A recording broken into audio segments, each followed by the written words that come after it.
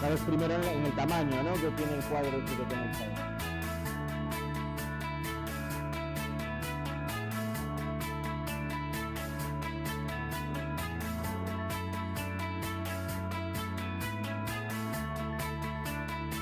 Bueno, lo primero es fijarse en el tipo de cuadro.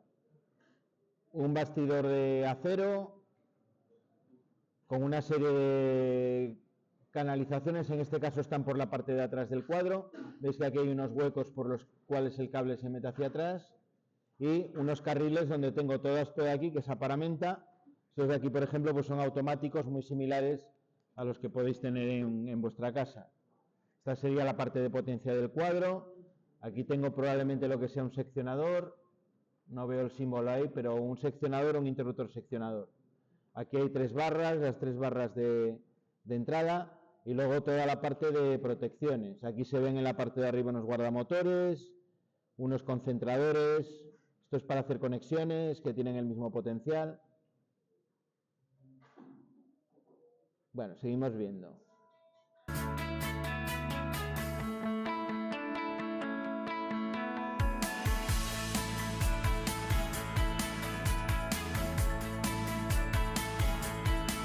En un cuadro, cuando veáis dispositivos de color amarillo, normalmente suelen estar relacionados con seguridad, suelen ser relés de seguridad. Toda esa parte de ahí del cuadro pues tiene toda la pinta de ser una parte del proceso pues que tiene alguna implicación de seguridad porque está controlado con relés de ese tipo. Fijaros también que hay mucho cable azul.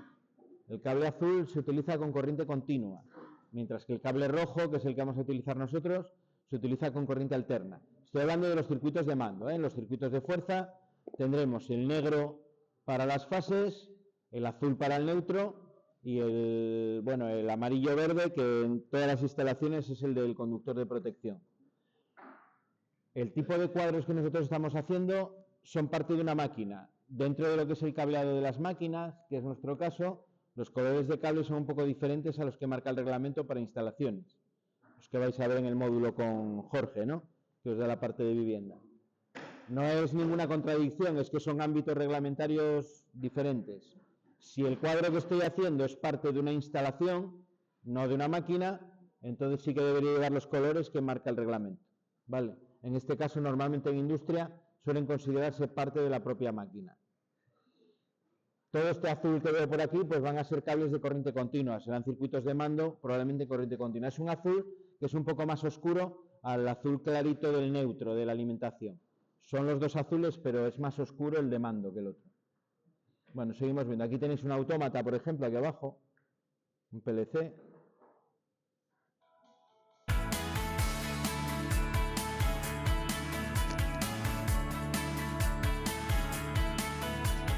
Ve además como todo está etiquetado.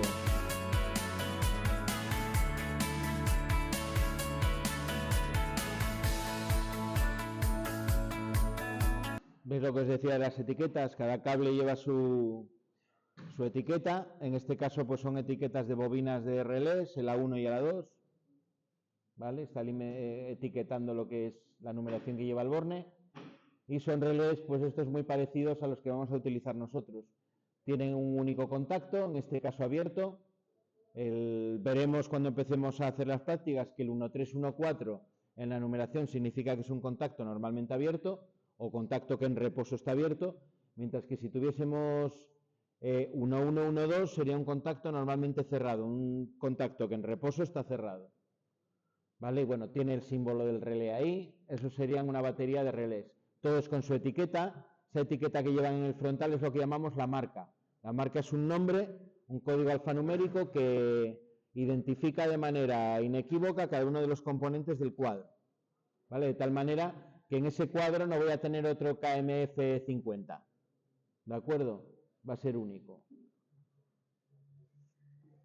Esas marcas son las mismas que aparecen en el esquema del cuadro. Es la manera que yo voy a tener que identificar y en la lista de materiales y en toda la documentación que tenga de esa instalación.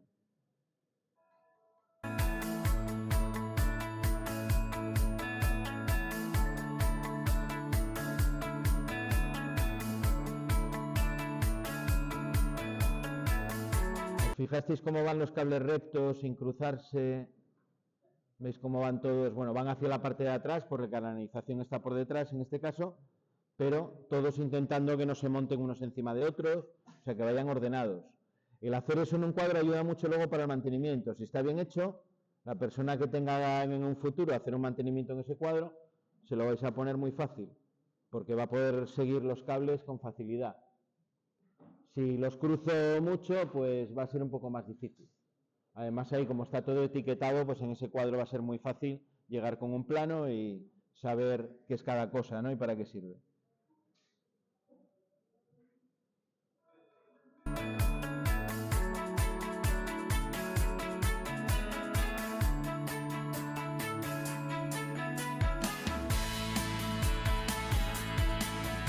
Incluso en esos mazos de cable que van a esas tarjetas de PLC, ¿veis cómo los cables no van cruzados? Bueno, en esta de aquí llegan a cruzarse un poquito, pero apenas nada. Pero aquí van todos completamente rectos. Eso es como hay que hacerlo, ¿no? Los cables entrelazados en un cuadro no tienen nunca sentido. Con bridas, todo agrupado bien.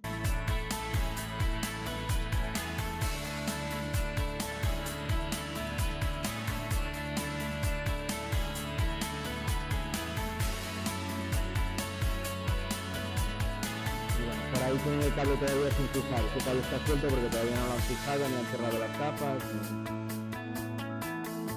Luego los cuadros se cerrarían con la tapa, con los pulsadores, con las iluminaciones.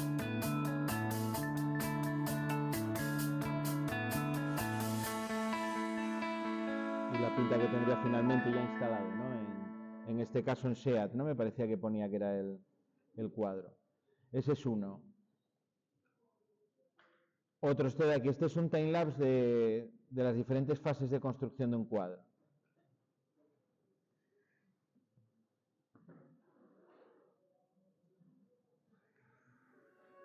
Este cuadro sería un cuadro de potencia, básicamente. El otro tenía autómatas y tal, este es básicamente de potencia. Empieza en la fase de diseño, ahí están con la programación de un autómata, por ejemplo, y ahí con un caz eléctrico, pues haciendo los esquemas y la fase inicial. Luego pasaría al taller de montaje, donde lo primero suele ser la estructura externa. En este caso es un cuadro prefabricado que tiene perfiles y tornillería ya pensada para esa marca. Montáis las tapas, algunos componentes ya vienen acoplados en la propia tapa, los han acoplado. Carriles con todas las protecciones, toroides para las protecciones diferenciales. Un embarrado que vais a ver ahora bastante considerable por la parte de arriba.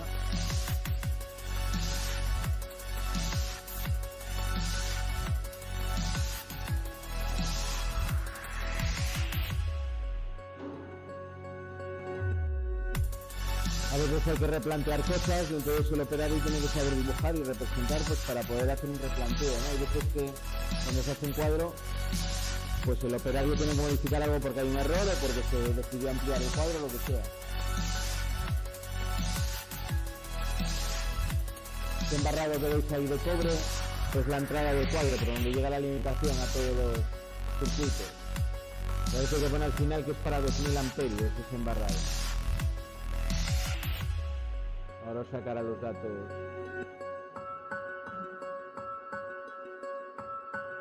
Densidad máxima de 2000 amperios.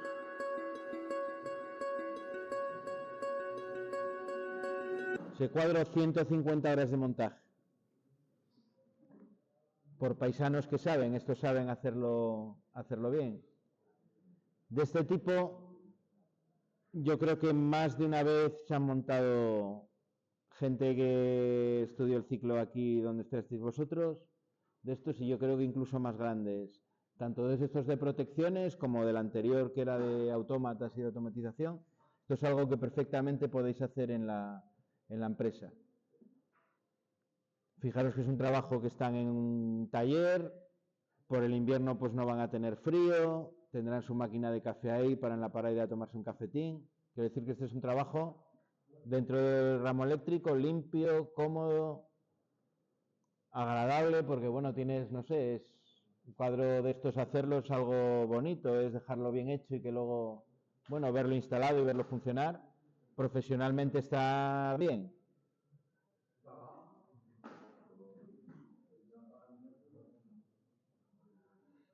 El sueldo será como del sector de metal. Lo que pasa es que alguien que haga cuadros y los haga bien, a ese no lo va a soltar la empresa. Depende luego ya de si estás a turnos o como estés, ¿no? Con turnos pues puedes cobrar bien. Aquí hubo un compañero vuestro, y acabó ya hace unos cuantos años, de la que salió, marchó a trabajar cuando estaban, bueno, tantos años como era cuando estaban con la tuneladora en Gijón, haciendo el túnel, aquellos túneles del Metrotrén. Ese hombre hacía montaje eléctrico, bandeja en los túneles y todo ese rollo y tal, y hacía turno de mañana, tarde, noche. Pues venía a ganar de aquella unos 3.000 euros al mes. Los turnos te suben el sueldo bastante. En industria, alguien que esté en industria, pues un sueldo de 2.000 euros, hablo de netos, ¿eh? Netos mes, 2.000 por ahí, turnos de mañana tarde. Convenio del metal, los sueldos están bastante bien, comparado con otros convenios del mismo sector. Por ejemplo, tuvimos también el caso contrario, un compañero vuestro que estaba trabajando en mantenimiento, pero estaba en un hotel, tenía el convenio de la hostelería y ganaba 1.000 euros al mes, teniendo que hacer tardes, mañanas y tardes, con turnos, que es muy poco dinero. Bueno, la de aquella que todavía no habían subido el salario mínimo y demás, pero bueno, 1.000 euros me parece muy, muy, muy poco para este tipo de trabajo. Tema de dinero, el convenio está bien, la cosa es conseguir un trabajo y un trabajo cómodo. ¿Qué os quiero decir con eso de que es un trabajo limpio y tal? Que bueno, que es el montaje de cuadros dentro de la parte eléctrica, es un trabajo muy agradable.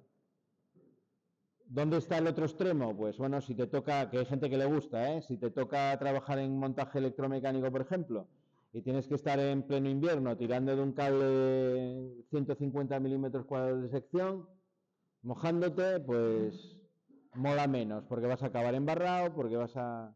Si te toca hacer, por ejemplo, mantenimiento en, no sé, en bombeos y cosas de esas, que a lo mejor te tienes que meter en un depósito que está lleno de mierda y cosas, pues no mola tanto como esto. Dentro del campo eléctrico, pues hay trabajos más finos, más limpios, trabajos más sucios, más de fuerza bruta a lo mejor, ¿no? Que necesitas estar más en forma. Compañero de otro año que estuvo en Cobra, que es de montaje electromecánico, que ponen torres de alta tensión y cosas de estas. Joder, el tío era alto y estaba cuadrado, pues acababa mallado. En la primera tutoría que tuvimos de FCT me dice, joder Alejandro, estoy destrozado. A ver si se acaban las prácticas ya. Tirando de cables, subiendo herramientas, él no subía el apoyo, pero tenía que cargar herramienta, ponerla en un tal para subírselo arriba al del apoyo. Herramientas que ya cada herramienta pesaba, bueno, trabajo que es un poco más duro. Bueno, ese es el tipo de cosas que cuando estéis en empresa podéis llegar a desarrollar, lo cual está bien. ¿Vale? Os los voy a dejar ahí en el Classroom para que los podáis ver luego con calma, el que los quiera ver.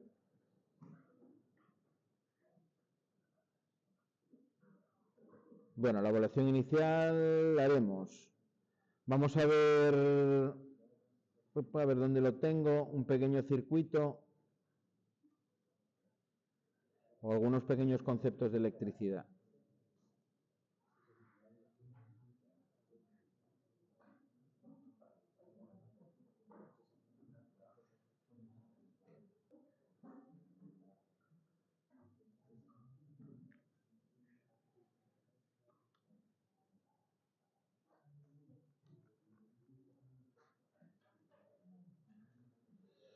Bueno, la primera pregunta que nos plantearíamos sería ¿qué es la electricidad? Yo sé que muchos de aquí ya sabéis de sobra lo que es la electricidad porque habéis estudiado tecnología en el bachillerato o habéis visto algo en tecnología de la ESO o habéis hecho grado medio como habéis hecho algunos o habéis hecho una electromecánica, no sé si había aquí alguno que había hecho electromecánica o algo de eso. Bueno, que muchos tenéis el concepto de lo que es la electricidad. Por recordarlo muy rápidamente y para que el que no se acuerde o no tenga ni idea pueda centrar un poco en la cabeza de con qué vamos a trabajar. Os he puesto ahí un fenómeno natural donde la electricidad casi se puede ver, o al menos podemos ver sus efectos de manera bastante contundente, que sería el fenómeno del rayo. Un rayo se produce cuando hay una, bueno, el agua se evapora, ¿no?, del terreno por el calor del sol, asciende en forma de vapor de agua a la atmósfera. Cuando llega arriba se enfría porque el aire en las capas más altas está más frío y el agua se condensa, vuelve a estado líquido. Las nubes al final son concentraciones de gotitas microscópicas de agua, que al estar todas juntas, pues visualmente lo vemos como lo que son, ¿no? Como nubes. No sé si habéis notado alguna vez en la niebla, cuando hay mucha niebla, que te mojas porque la nube y la niebla es agua líquida y por eso te mojas. ¿Qué pasa? Que el agua cuando sube y forma las nubes, arranca electrones del terreno y llena las nubes de carga eléctrica. ¿Vale? Cuando la carga eléctrica, cuando los electrones que tengo en exceso en esa nube son suficientemente grandes, su concentración, se produce el fenómeno del rayo. Tengo una nube cargada de electrones, tengo un terreno donde le he ido sacando electrones porque el agua se ha evaporado y los ha arrancado, y un elemento en medio que es el aire, que es aislante, pero si la cantidad de electrones es suficientemente grande, aunque el aire sea aislante, llega un momento que es capaz de pasar. Se produce una descarga eléctrica, que es el rayo, pues con esos efectos tan espectaculares, ¿no? Que son el rayo, la luz, que es ese paso de los gases del aire a estado de plasma, que se produce además una gran cantidad de calor, y el trueno, que es ese ruido que se produce cuando el aire es desplazado por el aire. Y bueno, sabéis y habéis observado todos que la luz la vemos lógicamente de manera inmediata, el sonido pues tarda en llegar, ¿no? Un tiempo, lo cual nos da una idea muchas veces de lo cerca o lejos que tengo la tormenta. La electricidad realmente no la estoy viendo, lo que estoy viendo es los efectos que la electricidad produce, la descomposición de gases del aire y el sonido, ¿no? Que tengo ahí. Un primer problema de la electricidad que sacamos de aquí, una primera detalle, que la electricidad no se ve. No se ve. Podemos ver sus efectos, pero no la electricidad. Eso va a ser un pequeño problema, que lo vamos a solucionar o bien observando los efectos que produce, o bien con aparatos de medida para saber dónde tenemos electricidad en un momento dado. Los átomos es donde tenemos los electrones, ¿no? Los electrones, comunicando energía a esos átomos, podemos hacer que se marchen del átomo o que se acepten en exceso en un átomo. Eso es lo que se llaman los iones. Un ion positivo, un átomo al que le hemos arrancado electrones, es decir, tiene más cargas positivas en el núcleo, más protones que electrones. Un ion negativo, lo contrario, es un átomo que tenía un determinado número de electrones y le ha añadido externamente otros electrones. Conclusión un poco de esta primera parte: las cargas eléctricas se pueden mover, ¿no? Se pueden añadir o se pueden quitar. Por regla general, los átomos a temperatura ambiente, no todas las sustancias, pero muchas, tienden al estado neutro, a tener la misma cantidad de cargas positivas, que son los protones que están en el núcleo, que cargas negativas que están por la periferia de ese átomo y que tienen carga negativa. La carga que tienen unos y otros es más o menos la misma. Todo el juego que hacemos con la electricidad es siempre con las cargas negativas. Las cargas positivas no la tocamos. Donde se tocan las cargas positivas es en las reacciones nucleares, pero eso no tiene que ver con la electricidad. Centrales nucleares, la parte nuclear no tiene mucho que ver con la electricidad, simplemente para producir calor, mover una turbina de vapor y con el vapor, con esa turbina, sí mover un alternador, ¿no? Pero directamente no tiene que ver con la electricidad. Son lo que se llaman las reacciones nucleares. Pero con los electrones sí que podemos muy fácilmente hacer cosas, ¿no? Moverlos de un lado a otro, añadirlos a un cuerpo, quitárselos a otro. Eso es lo que va a formar la electricidad, esos electrones. Cuando esos electrones consigo que se muevan por un determinado material, formando un circuito eléctrico, voy a tener electricidad. Los electrones y los campos magnéticos que van asociados con ellos. La electricidad no es exclusivamente solo el movimiento del electrón, sino todos los fenómenos electromagnéticos que lo acompañan. La transferencia de energía se realiza también en parte en forma del campo magnético. Bueno, esto todos más o menos lo sabíais, ¿no? Yo creo.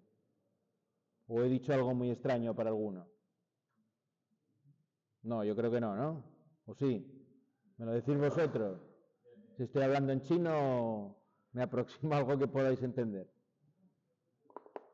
He simplificado mucho todo, porque lo estamos haciendo, digamos, muy rápidamente. También recordar que la electricidad se puede producir de muchas maneras.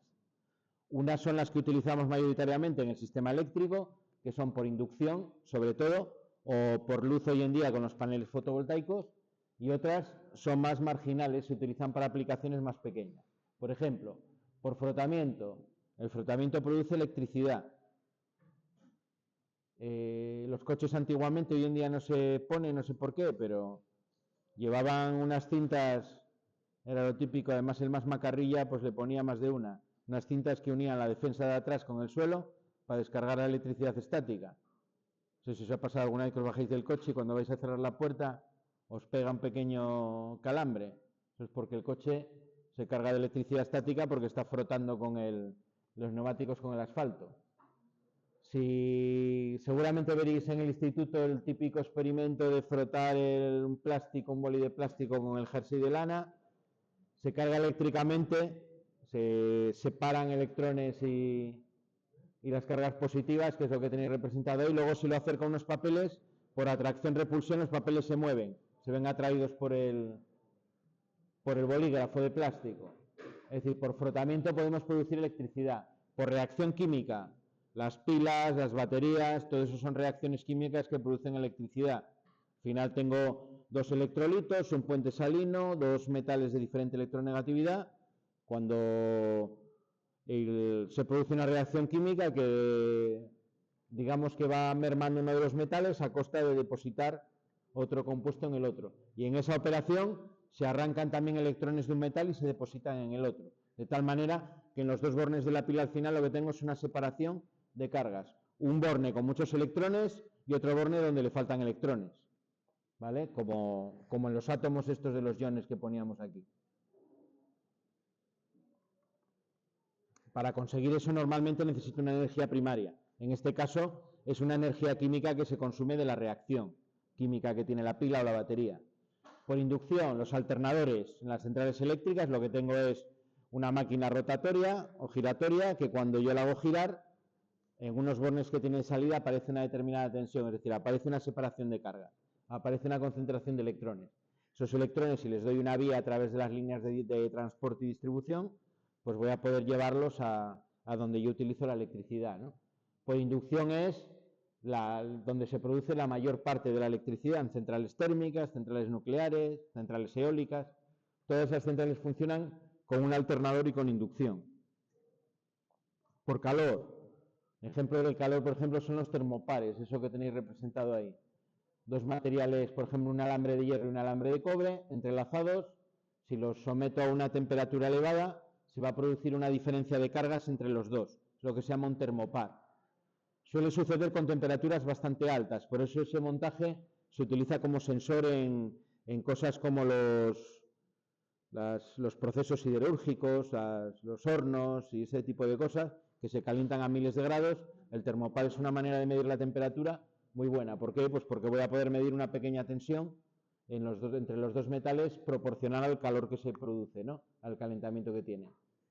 La energía fotovoltaica, que hoy también está muy de moda y se basa en una oblea de silicio, con dos partes de silicio dopadas con otros átomos de diferente forma, de tal manera que en una va a haber electrones en condiciones de moverse y en la otra no. Y bueno, cuando el sol incide sobre la oblea, se produce una reacción en la que los electrones se van hacia uno de los bornes, por acción de la luz. Hoy en día, pues, es un tema que está muy de moda por el ahorro energético, por la ecología y demás, y bueno, hay muchas instalaciones de ese tipo, ¿no? Incluso se subvencionan para que se pongan en los tejados y demás. Y tenemos también por presión, que es otra manera que se conoce menos, pero también se puede producir electricidad. Los mecheros estos piezoeléctricos que traen la piedrina de cuarzo, lo que hago es golpear un trozo muy pequeñito de cuarzo. Cuarzo tiene una cualidad que cuando lo golpeo en una determinada dirección, los electrones se van todos a uno de los dos lados del cuarzo. Al irse todos a uno de los lados del cuarzo, se produce esa chispa que se ve en el mechero, ¿no? Que es lo que prende el gas del mechero, lo consigo de esa manera. No sé si habéis visto alguna vez por la calle que hay como una especie de tuberías que ponen dos, suelen poner dos, pasas con el coche, hace plan plan, pegas el toque, eso es para contar los vehículos, es un sensor de tipo piezoeléctrico, es un material también que cuando la rueda del vehículo golpea va a producir que los electrones se acumulen en uno de los extremos. Si eso lo mido con un sensor externo suficientemente sensible, voy a ser capaz incluso de determinar el tipo de vehículo que ha golpeado, que ha pasado las ruedas por encima, si es un camión, si es un coche, contando el número de pulsos o incluso por la presión, por lo fuerte que es el pulso. Puede ser como lo que está en el portón aquí, en la rampa. El que tenemos aquí en la entrada del colegio es por inducción. Lo que tenemos a la entrada del colegio es parecido a eso que tenéis representado ahí por esa bobina y ese imán. En los aparcamientos se utiliza sobre todo y se utiliza en las carreteras también. Por ejemplo, en la autovía esta que va de Vigo a Gijón, la S2, ya tiene un montón de ellos porque la empresa que la hizo, la constructora, cobra por la cantidad de vehículos que pasen. Le cobra el Principado. Es un peaje diferido de estos que se llama, algo así. Eso es lo que tiene, es un lazo, es un cable de estos como el que utilizamos en instalación de baja tensión. Lleva 2-3 vueltas de cable y va unido con un sensor. Tiene un pequeño campo magnético generado por el propio sensor que cuando un coche pasa por encima, la masa metálica del motor del coche produce un pulso, una reacción en el imán, en el electroimán, que la circuitería electrónica es capaz de detectar y convertir en una lectura de que pasa un coche por ahí. Sería una producción de electricidad por inducción. Pero bueno, los que os digo yo, estos que son unas barras, el mismo efecto piezoeléctrico. Vale. La electricidad la tenemos presente entonces en muchas partes de la naturaleza. Bueno, ¿qué pasa si yo consigo, por ejemplo, frotando dos materiales, uno cargarlo con electrones y otro que pierde electrones? Pues que van a aparecer fuerzas electrostáticas entre ellos, fuerzas de atracción y de repulsión. De manera similar a lo que pasa con los imanes, y no es casual que sea similar porque la electricidad y el magnetismo están muy relacionados, son parte de los mismos fenómenos, ocurre una atracción entre cargas de distintos signos. Cargas negativas con positivas se atraen, cargas positivas con positivas se repelen y negativas con negativas se repelen también. Si son iguales, mismos signos, se repelen, si son de distintos signos se atraen. ¿Qué pasa si yo comunico esos dos materiales con algún tipo de material que permita que los electrones pasen a través de él? Pues que tengo inmediatamente una circulación de corriente. La tendencia de los átomos es a estar en un estado neutro, por lo tanto los electrones intentarán pasar por el conductor al otro material, el que tengo enfrente, para intentar neutralizar los átomos del otro material. Cargas positivas significa que faltan electrones, cargas negativas que hay exceso de electrones. Se van compensando hasta que cuando uno de los dos esté completamente compensado, esa reacción, ese paso de electrones terminaría. Eso es la manera más rudimentaria de conseguir una corriente eléctrica. La corriente eléctrica es la circulación de electrones por un material. La diferencia de cargas la expresamos con una magnitud que es la diferencia de potencial. Decimos que tienen distinto potencial eléctrico, que también lo solemos llamar la tensión, ¿no? Según el uso que le vayamos a dar. Eso es, en resumidas cuentas, la electricidad. Cuando yo utilice la electricidad, pues voy a necesitar algo más, ¿no?, que dos materiales y frotarlos. Eso no es práctico para poder utilizarlo. Entonces voy a tener tres elementos.